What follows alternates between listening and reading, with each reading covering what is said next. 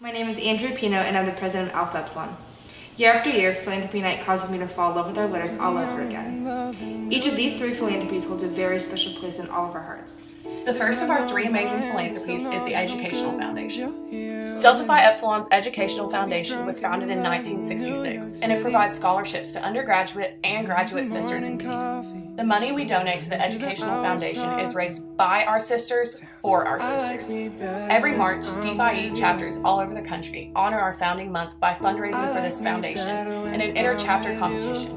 Our chapter has placed in the top 10 chapters nationally for the past 3 years.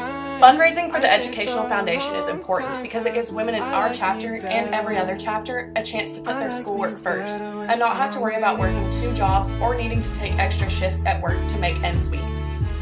Without the financial support from the sorority during these hard times that sisters experience, they wouldn't be able to be as active in our chapters.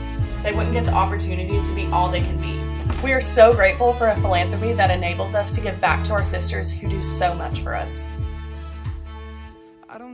The second philanthropy that is very close to our hearts is cystic fibrosis. And this is Delta Phi.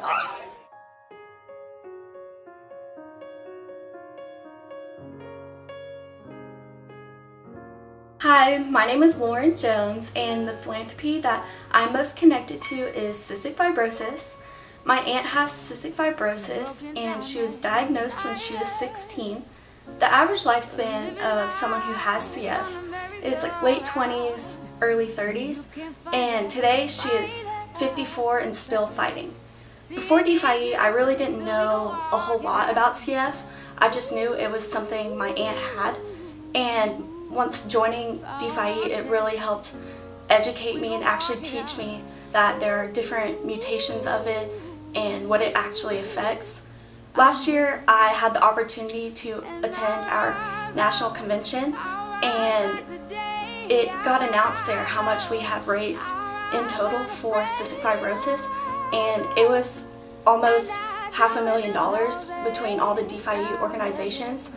And at that point, my aunt didn't really know how involved I was with trying to raise money for CF.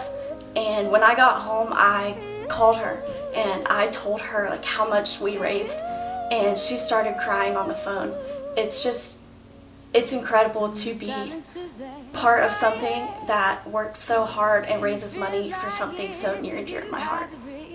This is Gwen. She is 2 years old, and she is the sweetest ball of sunshine and happiness. But Gwen struggles with a disease that will ultimately kill her. Gwen is living with cystic fibrosis. Cystic fibrosis causes thick, sticky mucus to build up in the lungs, causing painful infections and making it difficult to breathe. Gwen fights every single second of every single day to do something that the rest of us take for granted: breathing. You would never know that Gwen is sick because cystic fibrosis is an invisible disease.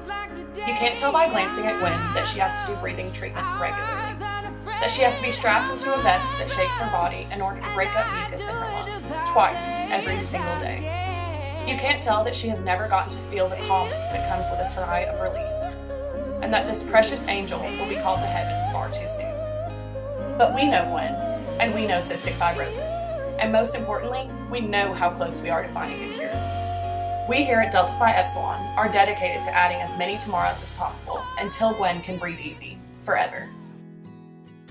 For our third and final philanthropy, Delta Phi Epsilon encourages you to love yourself with the National Association of Anorexia Nervosa and Associated Disorders. DPHI hosts an annual dodgeball tournament called Knockout ANAD, in which all organizations have the chance to compete in order to raise funds for ANAD. Since 1978, the National Association of Anorexia Nervosa and Associated Disorders has been dedicated to the prevention and alleviation of eating disorders. You may have heard the terms anorexia, bulimia, or binge eating disorder, but what is an eating disorder really? It is not simply a body weight, a percentage of fat, or a desire to be skinny. It is an improper relationship with food characterized by obsessive thoughts and habits causing psychological distress. Hi, my name is Diana. I'm a junior at Kennesaw State University. I joined Delta Phi Epsilon because I wanted to be a part of something bigger than myself. Delta Phi Epsilon helped me redefine beauty. I used to be over 200 pounds, and as you can see, I'm not anymore. But coming into the sorority, they helped me realize that beauty is not defined by whether you're a size 18 or a size 2. Beauty is defined by what you think it is. Beauty is intrinsic, it's not extrinsic. It's not what you see on TV, it's not what you see in movies. It's the sorority. Beauty is the girls that surround me. These girls have built me up when I'm down and made me feel important, and I'm forever grateful.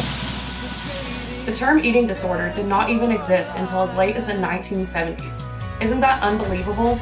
Anorexia nervosa was so rare that there were no more than 2,000 reported cases in the United States. And now, here we are, 40 years later, when eating disorders affect 1 in 10 women in the United States. The good news is that by raising awareness of eating disorders, more individuals are identified and given the opportunity to seek help. ANAD was the nation's first nonprofit organization dedicated to helping individuals like you and me with eating disorders.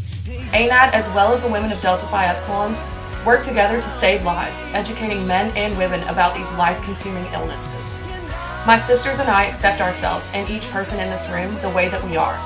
We are so much more than pounds and calories, than bones or an empty space between your thighs. You are so much more than your insecurities. We accept you, and we want you to accept yourself too.